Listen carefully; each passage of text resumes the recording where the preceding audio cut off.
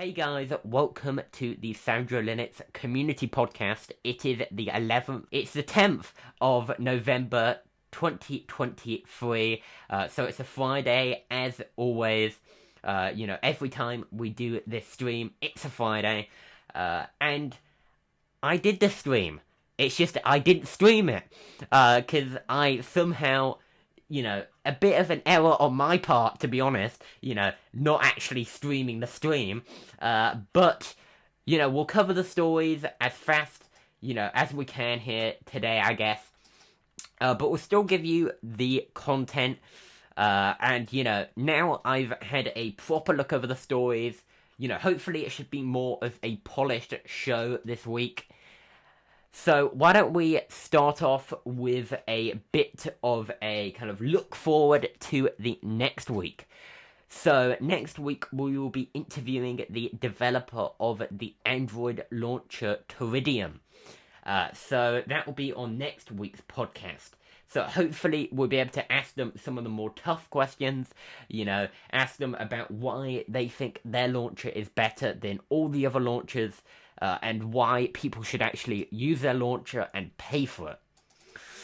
So that'll be an interesting discussion, and we'll have that. And we'll also ask some of the more kind of questions about, why they decided to start developing Android apps, and all that stuff. So look forward to that. I look forward to doing that next week. Anyway, starting off with the headline story, which is not that actually. It is a different story. It is the story. I'll just pull it up right this second. So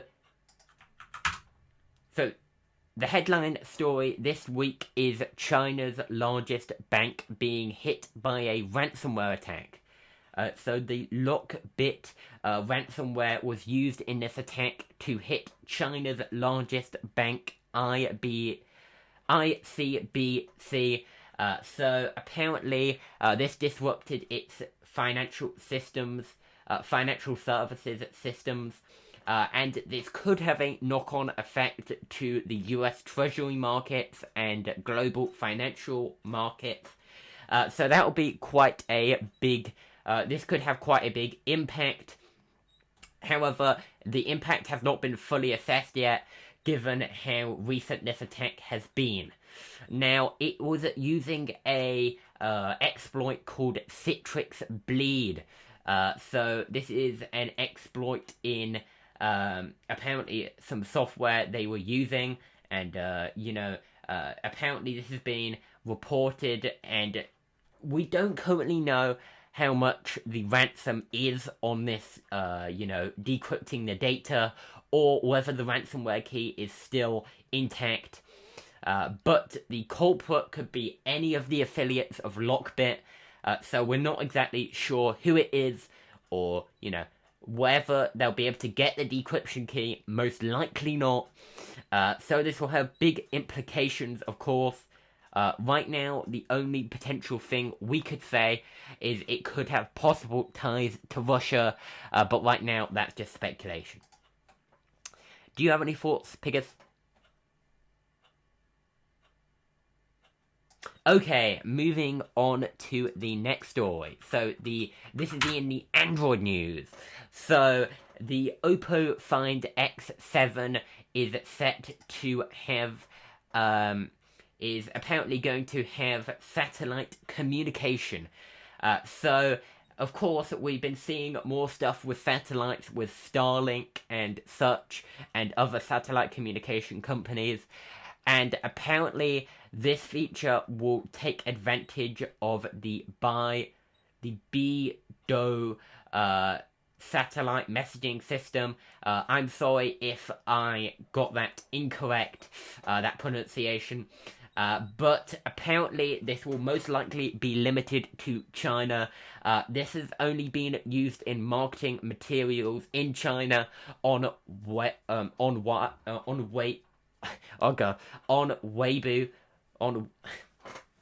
I need to fix my pronunciation here. I am sorry, guys. On Weibo. there we are on Weibo. And yes, so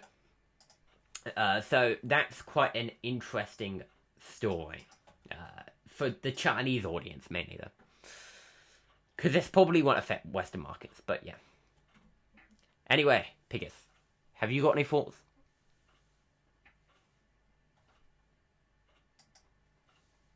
Yes.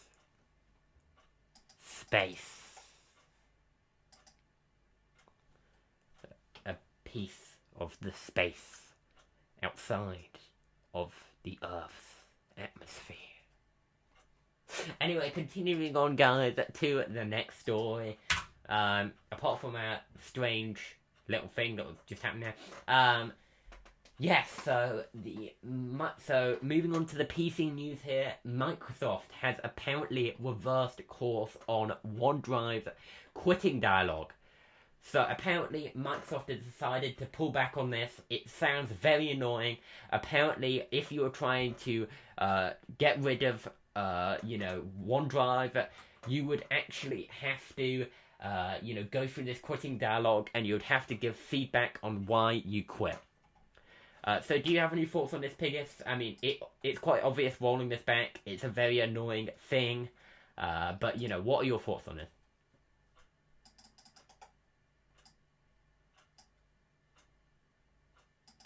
Okay, so moving back to the Android news, because apparently I forgot to cover another story. I nearly forgot this one.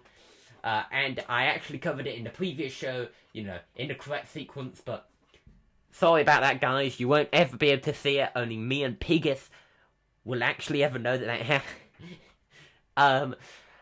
But Amazon apparently is moving away from Android to their new Vega OS.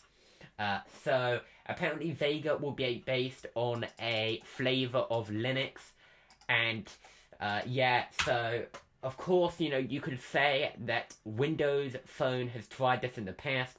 They tried, many different companies have tried to launch their own Android competitor, and they failed. But, of course, with this being a big company, Amazon, and them actually basing it on Linux and potentially being able to implement more porting tools and an easier way of writing applications, maybe they'll be able to get developer support, and maybe they'll be able to win over consumers, but we can't be sure at current moment. Do you have any thoughts, Pigus? I mean, if you just add the commentary back that you said in the first show.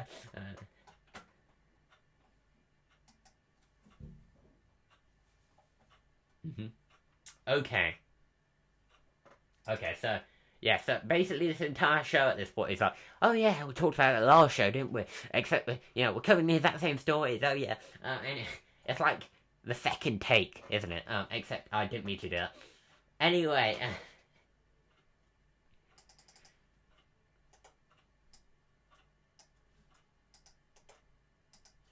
Yeah. Yeah, I would mainly say that, to be honest.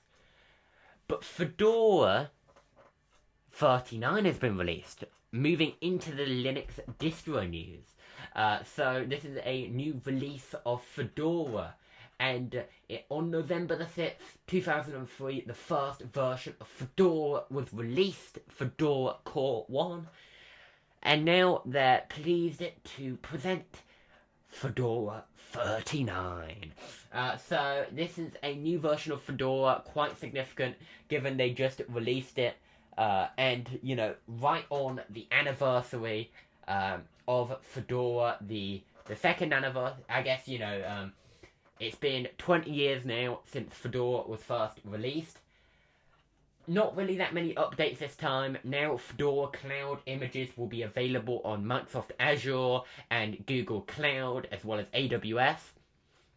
So that's cool if you're, a cloud administrator, or if, you want to just deploy some stuff on the cloud.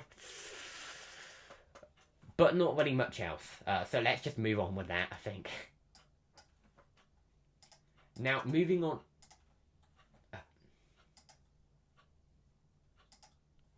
So, joint birthday. let's continue on to the gaming news. So, Valve say the next generation Steam Deck is apparently about 2 or 3 years away. So, Valve only just released only just announced the new Steam Deck OLED, but apparently they're already saying to Bloomberg, they're reporting to Bloomberg that apparently the next generation Steam Deck is only 2 to 3 years away.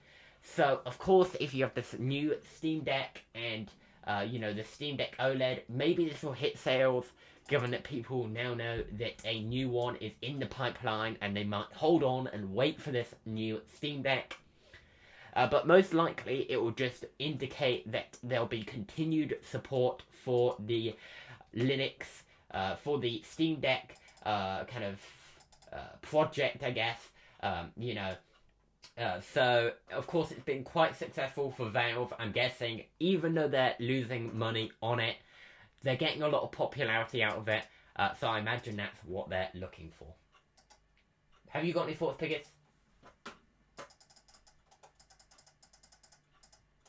Okay. So, moving on to the next story. It's actually the game releases. So, November the 14th, only 4 days away, Hogwarts Legacy is being released on the Nintendo Switch. Get excited, Switch fans. Get excited. You're going to get another game, I guess. I'm not sure that many Switch fans are excited about this. But, this game that was released back in February is now coming to the Switch. So if you're into the Harry Potter, scene, I guess, then you might enjoy this game. But moving on to the next story, Assassin's Creed Nexus VR is being released on November the 16th. So that is interesting. They don't ever seem to release games on a Friday. Maybe it's something to do with when people work or something, I don't know. But yeah, so it seems that this is a new Assassin's Creed game. So Assassin's Creed has been a franchise for more than a decade at this point. They've had many games for many years, and they'll be adding a lot of the characters from previous non-VR games. So there'll be stuff from Assassin's Creed 2, Assassin's Creed 3, and Assassin's Creed Odyssey. Thus you'll be able to actually visit Renaissance Italy, the American Revolution, and even ancient Greece. So that's a lot of Assassin's Creed, eras, and, a lot of historical periods. So it's pretty cool to see an Assassin's Creed VR game, and we'll just have to see how this goes, I guess. So it'll be released on PC, MetaQuest 3, and MetaQuest 2. So I could actually check it out if I wanted to. I don't know how much it costs though, so I'll have to check. But yeah, do you have any thoughts, Piggis? Before we move on. Okay, moving on to the next story. So the Indian news. The Indian broadband and cellular news. So, the Department of Telecommunications in India is looking to get more clarity on Amazon's SATCOM plans. So basically they're planning for some satellite licensing, and the Indian government are quite unsure about whether to give it, and apparently they're currently evaluating it and they're weighing up whether to give Amazon this license. Of course, there is a worry that Amazon could outcompete their local competitors such as Jio. Jio is a very big company, and it's a homegrown company to India. So, of course, Jio, they want to keep the big companies in India, still on top. They don't want Amazon coming in and, an American company taking over their, internet space and taking over business. So they have to consider that. But, of course, they also have to consider whether being excluded from big investments is a good move. Have you got any thoughts, Piggis, on this? Okay, so moving on to the UK news. So the mobile provider O2 is recalling their own brand phone chargers. So you can see here all of the phone chargers that have been recalled. Only 20 watt and 45 watt chargers are affected in this recall because apparently a third party supplier actually investigated and they found that there was actually some faults, but there weren't significant failures in testing, so there's a very low likelihood of public risk, but you can actually send back your product, and I would suggest you do, so you don't end up with a faulty product that could catch fire or, explode or whatever. It's better to err on the side of caution when it comes to chargers. You're better safe than sorry. Anyway, moving on to the next story. Another UK story, E and BT TV customers can no longer skip advertisements on ITV. So if you're watching on-demand content or you're watching content using the TV, using the internet TV function, then you will no longer be able to skip through ads, and you actually have to pay at least $5.99 for the ITVX premium plan. So, of course, this sucks for BT customers who will now have to watch through these adverts.